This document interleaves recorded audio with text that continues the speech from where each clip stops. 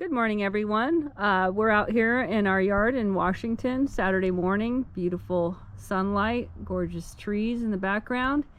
And we have an opportunity to talk with Monty, the inventor of the Dodge hangers this morning. We've received a lot of questions from our followers about the product. So I've corralled him from his projects to sit down with us for a few minutes this morning.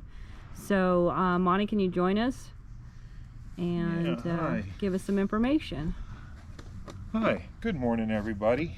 I'm going to sit down here and try to answer some questions today, and then beautiful day here, and I'm going to hit the golf course after this. I'm kind of taking a day off. So anyway, go ahead, honey. So one of the major questions that we've been getting is, how did you come up with the idea? What need in the industry was it answering? I know you've built all over the West Coast, California, Oregon, Washington, Idaho, Nevada. There had to be some similarities and differences in the different techniques, so wondering how Dodge hangers played into that in your mind. Well, I'll tell you,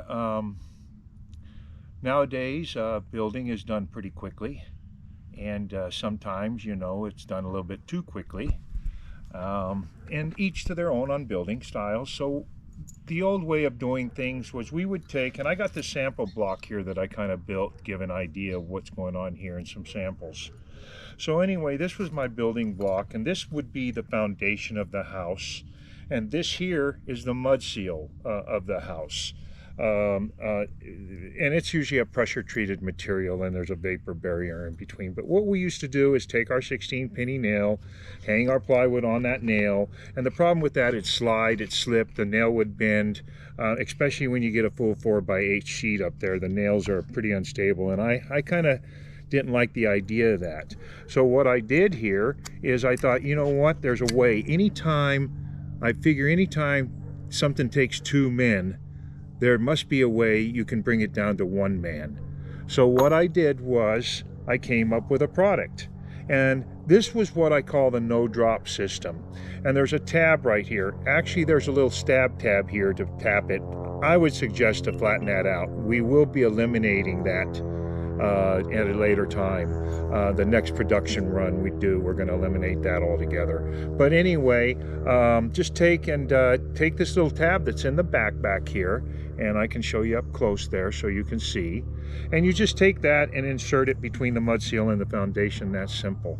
And then all you have to do is take and screw in a couple of screws in there.